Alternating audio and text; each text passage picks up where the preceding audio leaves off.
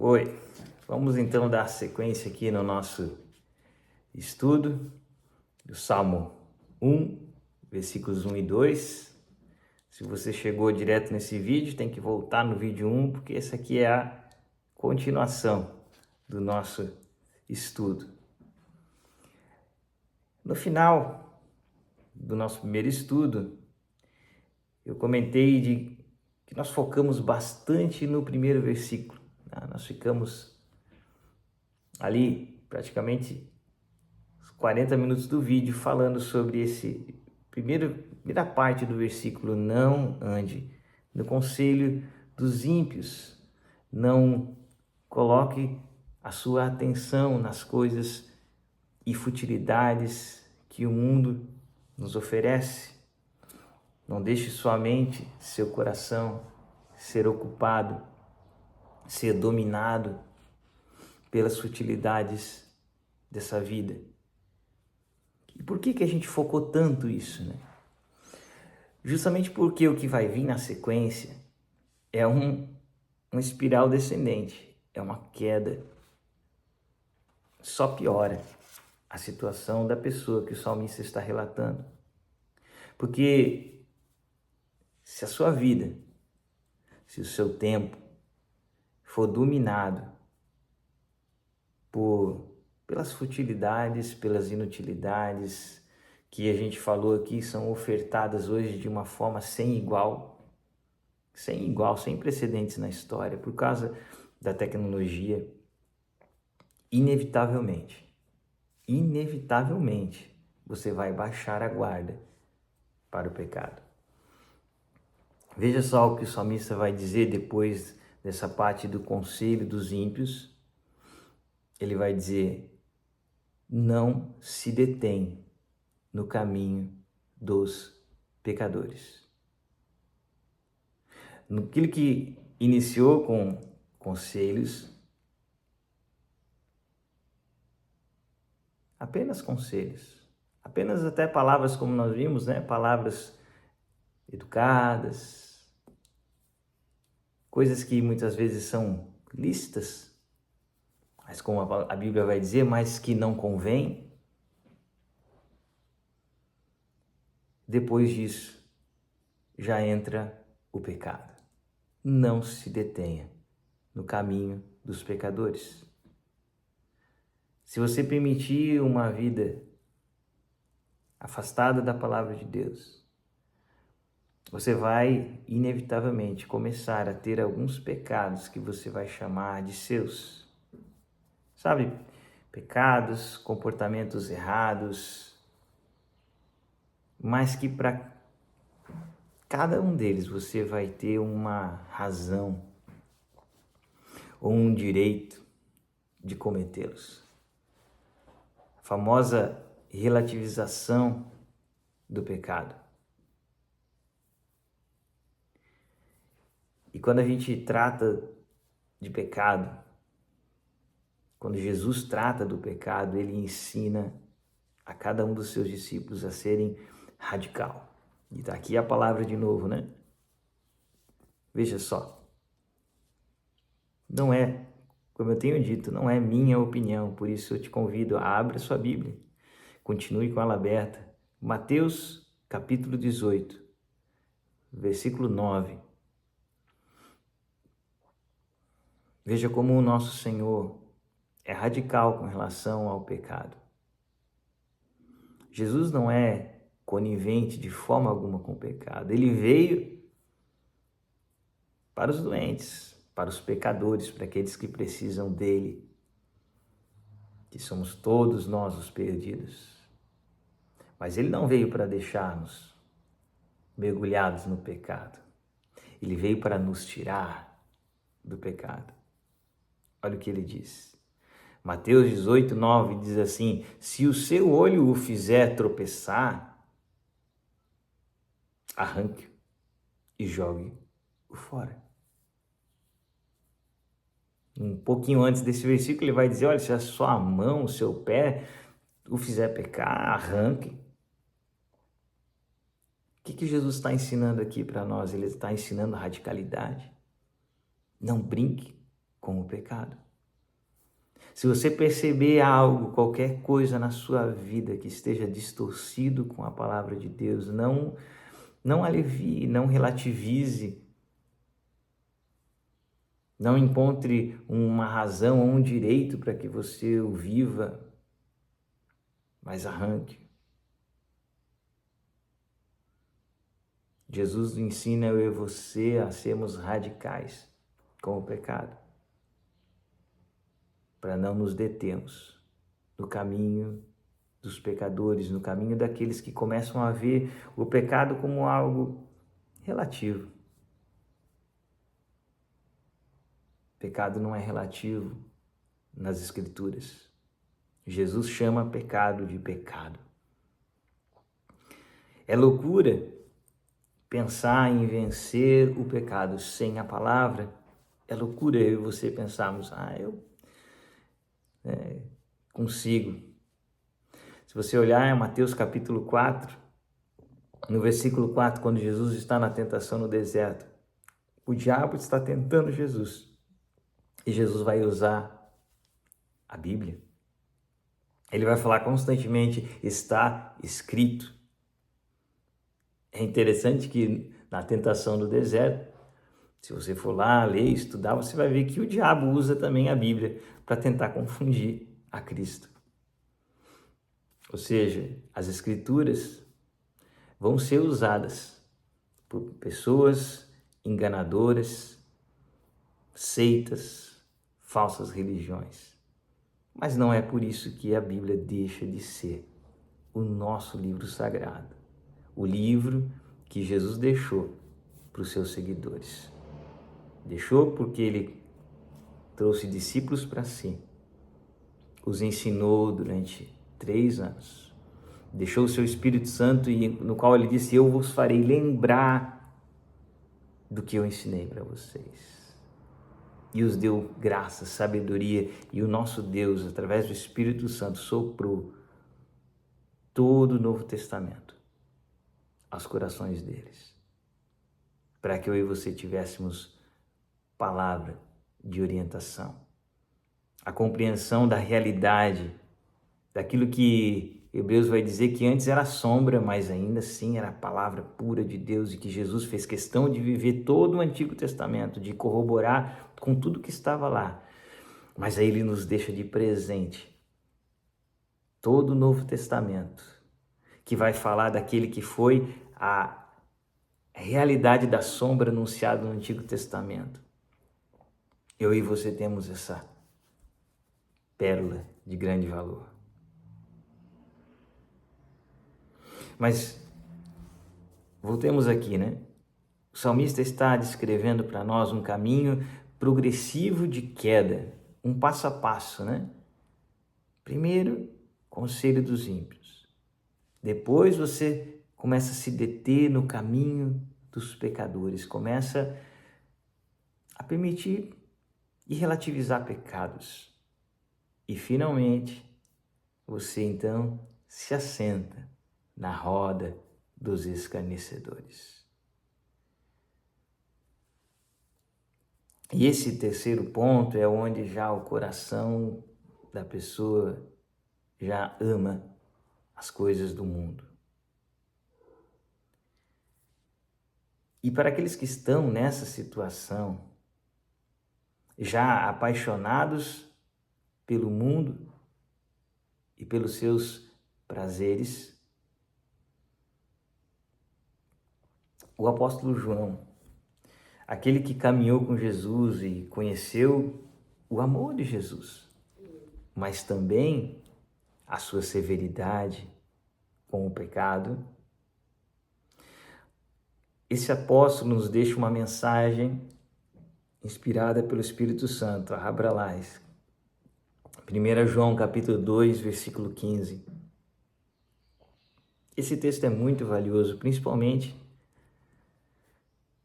no tempo que nós vivemos, onde impera muito, né, graças à teologia dos coaches e tanta teologia deformada, mentirosa, onde Deixa-se de lado a severidade de Deus e só se fala do amor de Deus, enganando as pessoas, porque o Evangelho é algo completo. O Evangelho fala da ira de Deus. O Evangelho fala da condenação, fala do amor. Nós temos que entregar o Evangelho completo. Então veja lá 1 João, capítulo 2, versículo 15. Não amem o mundo, nem o que nele há. Se alguém ama o mundo, o amor do Pai não está nele. Veja que o texto começa com uma ordem. Deus não dá conselho, nos dá ordens, porque Ele é Senhor. Então Ele está dizendo, não ame o mundo. E nem mesmo o que há no mundo. E Ele vai deixar algo bem claro, olha, e se alguém ama o mundo, esteja certo de uma coisa, o amor do Pai não está nele. Olha que sério isso. Pois tudo que há no mundo, as paixões da carne, a cobiça dos olhos e a ostentação dos bens, essas coisas não provêm do Pai, mas do mundo. Então fica aqui um alerta para cuidarmos do nosso dia a dia, do que domina, do que predomina no nosso tempo, principalmente no nosso tempo livre. Quais são as vozes que eu e você escutamos, o que permitimos entrar em nossos ouvidos? Quais são as coisas que os nossos olhos estão durante horas e horas sendo submetidos? Tenho falado muito essa frase aqui, não subestime o valor dos pequenos passos na vida espiritual. Não subestime o valor dos pequenos passos na vida espiritual, tanto para o bem quanto para o mal. Os pequenos passos, queridos, são importantíssimos. O que nós vimos aqui são pequenos passos para o mal. Conselho dos ímpios, se deter no caminho dos pecadores e depois se assentar na roda dos escarnecedores. Mas nós podemos escolher seguir pequenos passos para o bem. E é o que nós vemos aqui no verso 2, né? Quando ele vai dizer, o salmista vai dizer, ao invés desse processo dessa caminhada de afastamento, de pecado, você pode trilhar um caminho diferente. E ele vai dizer, antes, pelo contrário, o seu prazer está na lei do Senhor. Olha que maravilha. E nela medita, nessa lei, medita de dia e de noite. No começo do estudo, eu fiz eu chamei cada um de nós para uma reflexão para responder a algo, qual que é a sua paixão, qual que é o seu prazer. E o que Deus nos traz aqui através do salmista, ele vai dizer, olha, se você quer ser bem-aventurado, você quer ser amigo de Deus, você quer ser conhecido de Cristo, que é o que vai definir no dia da vinda de Cristo, que a Bíblia vai dizer, olha, o que vai definir quem vai ficar na direita ou quem vai ficar na esquerda, os salvos e os não salvos, é simplesmente se você é conhecido dele ou não. E você quer ser conhecido de Deus, tenha seu prazer na sua palavra. Uma palavra de Deus que resume de forma perfeita esse texto, né? De tenha seu prazer na lei do Senhor. Medite nela de dia e de noite. Está lá em Colossenses, capítulo 3, versículo 1. Abra sua Bíblia lá para a gente ler junto.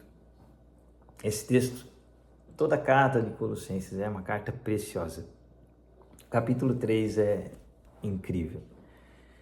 Olha o que o texto diz. Esse texto aqui, de capítulo 3 de Colossenses, é um chamado à coerência.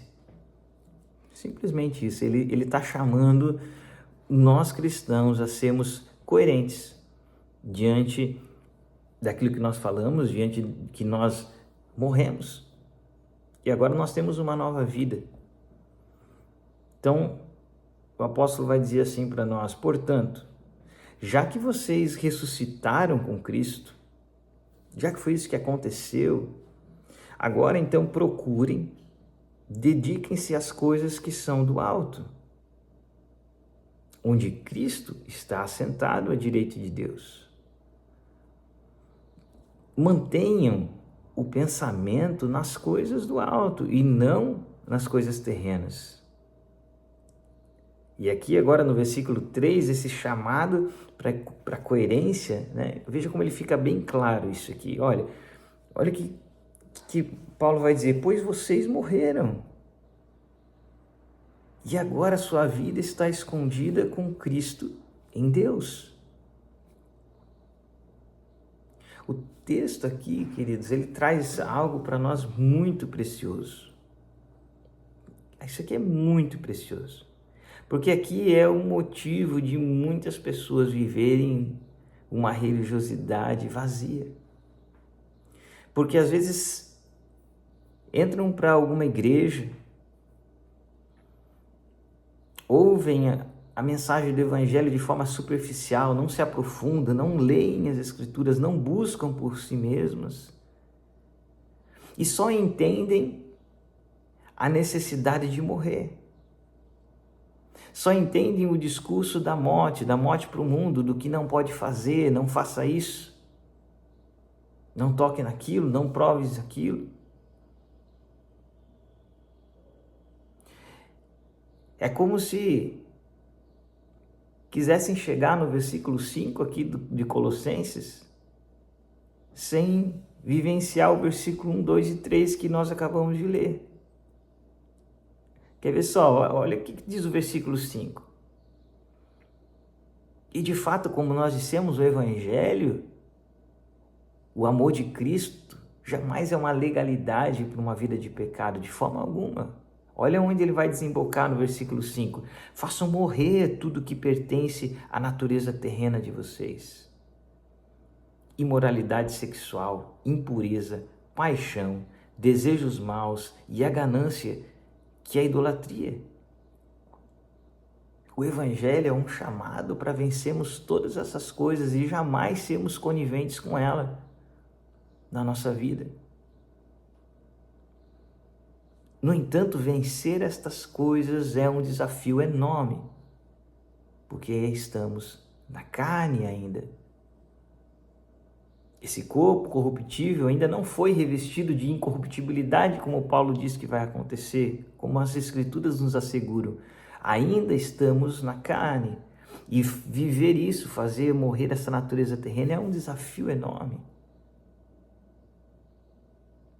Mas se, e esse é o ponto, se eu e você descobrimos a vida, como nós acabamos de ler no versículo 3, a vida que está escondida com Cristo em Deus. Se eu e você descobrimos essa vida, então sim, é possível vencer esse desafio, é possível vivermos o versículo 5.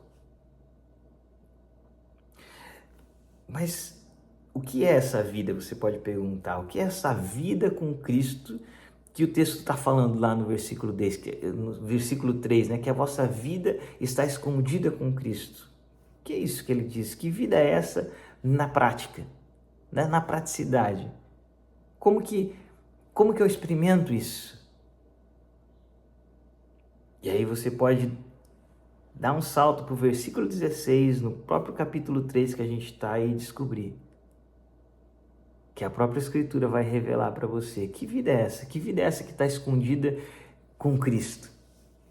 Que eu e você temos para viver. Que não são apenas as negações, os não pode, mas tem uma vida para ser desfrutada.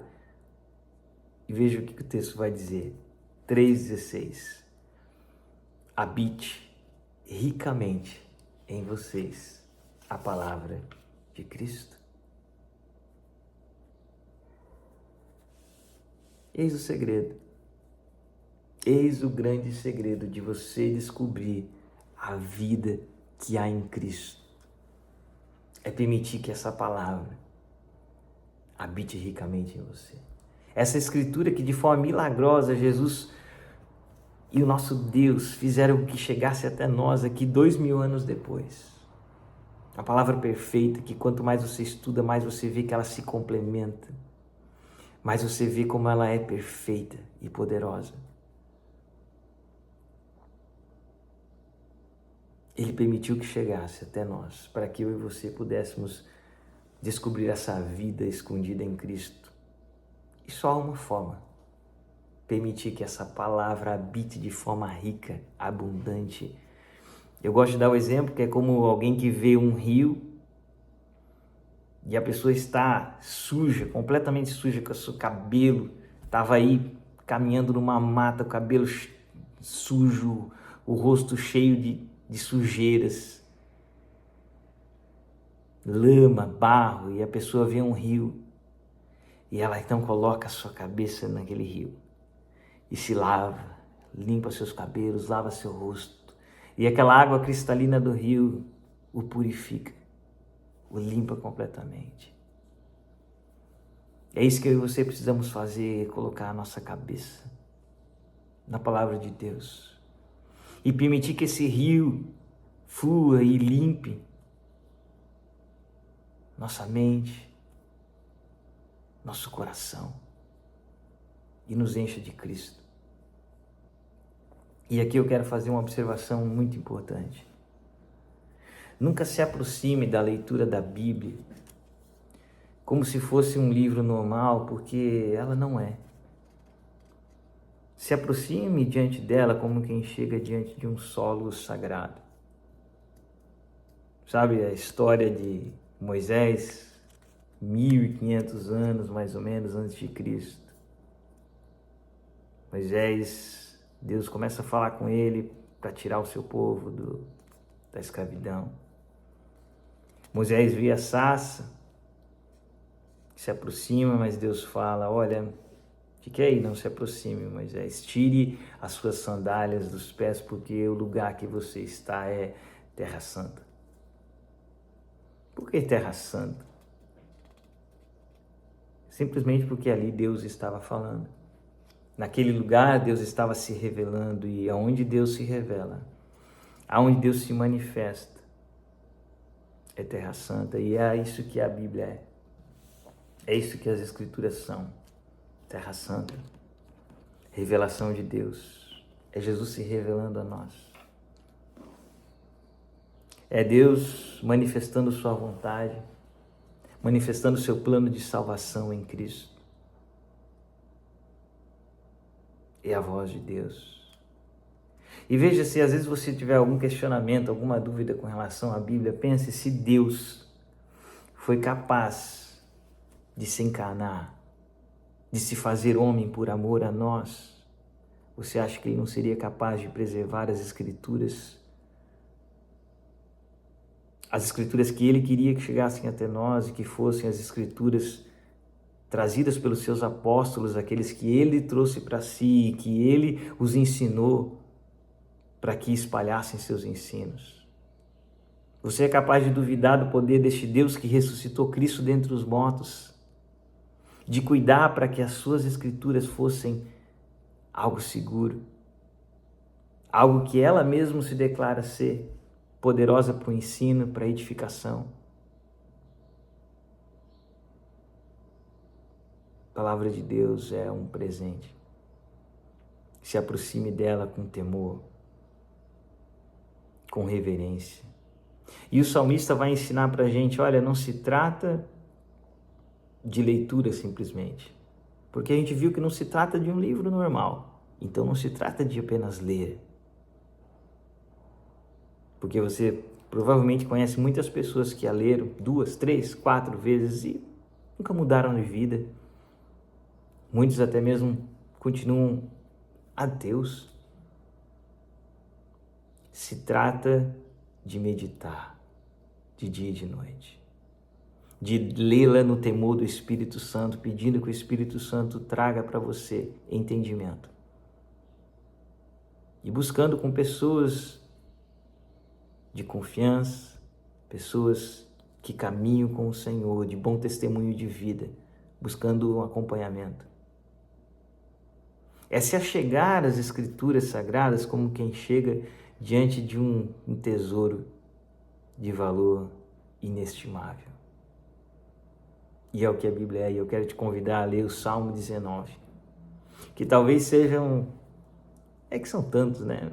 Mas é um dos salmos que traz algo maravilhoso sobre as Escrituras. Veja lá, Salmo 19, olha que maravilha a forma com que o salmista fala das Escrituras. Olha o que ele diz, versículo 7.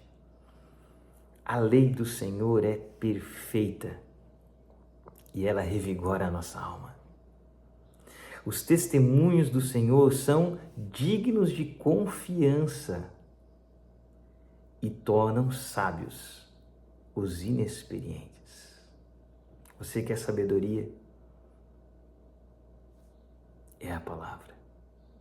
Os preceitos do Senhor são justos e dão alegria ao coração. Você almeja alegria, você precisa sentir alegria no seu coração.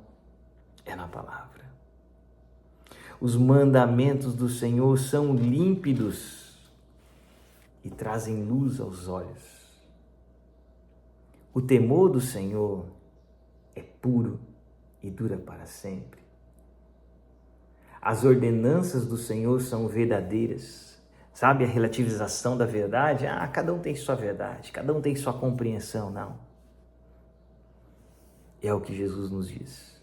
É o que a palavra nos revela. É isso que é a verdade. As ordenanças do Senhor são verdadeiras. São todas elas justas. E olha só o versículo 10. São mais desejáveis do que o ouro, do que muito ouro puro. São mais doces do que o mel, do que as gotas do favo. Que essa seja a nossa experiência com as Escrituras, porque é exatamente isso que ela é. É muito difícil expressar o quão preciosa é a palavra de Deus. É muito difícil. O seu valor, o seu poder, a sua grandeza. E talvez, para que você possa começar a entender um caminho, seja você ler o Salmo 119 várias vezes com essa perspectiva, sabe? De entender o quão preciosa é a palavra de Deus. O Salmo 119 é o maior capítulo da Bíblia, com 176 versículos. É grande.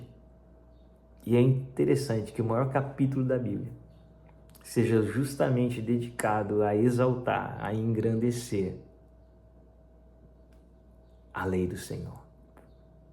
A nos dizer o quão grandiosa ela é, quão perfeita ela é, quão valiosa ela é para nossas vidas. E deixo aqui para você apenas um gostinho, né? Salmo 119, versículo 127. Eu amo os teus mandamentos mais do que o ouro, mais do que o ouro puro. E é muito oportuno aqui esse texto comparar a palavra de Deus com ouro. Porque assim como você não vai achar ouro de forma fácil, você não vai sair aí na rua e chutar uma pedra de ouro. Porque aquilo que é precioso, aquilo que é valioso, não se acha facilmente. Você precisa buscar para encontrar ouro de forma muito persistente. Investir tempo, investir recursos. Da mesma forma, você não pode esperar encontrar as profundidades da revelação de Deus sem dedicação, sem investir tempo, sem investir material, como eu falei aqui da Bíblia, sem investir amizades em que você seja ajudado a trilhar esse caminho com segurança, para não ser enredado por falsos mestres, falsos ensinos que existem, sempre vão existir, mas não é porque existem os falsos ensinos que essa escritura deixa de ser preciosa. Que essa escritura e que a verdade revelada de Cristo aos seus discípulos não seja a verdade que eu e você precisamos viver. Mas eu e você precisamos nos dedicar, precisamos nos esforçar. Jeremias capítulo 29, versículo 13, texto conhecido, né? Vocês me procurarão, me acharão quando me procurarem de todo o coração. A busca por Deus, de encontrar essa vida que nós falamos, que está escondida com Cristo em Deus, não é algo que vai vir de forma fácil, não. Você precisa buscá-lo com todo o seu coração. Mas o que eu posso te garantir é que quando você o buscar, quando você se achegar diante desse solo sagrado que é as Escrituras, orar para Deus, pedir Espírito Santo, que habita em mim, revela-te através das Escrituras, o Senhor vai se revelar a você, o Senhor vai te guiar por caminhos maravilhosos e o seu coração vai se aquecer, seu coração vai ser cheio de alegria da palavra de Deus, do amor de Deus revelado em Cristo Jesus. E eu queria encerrar aqui lendo com vocês um texto do livro que inspirou esse estudo aí, Salmos 1, livro O Tesouro de Deus, e já fica aqui a indicação. Mal comecei a ler esse material e estou apaixonado por esse material.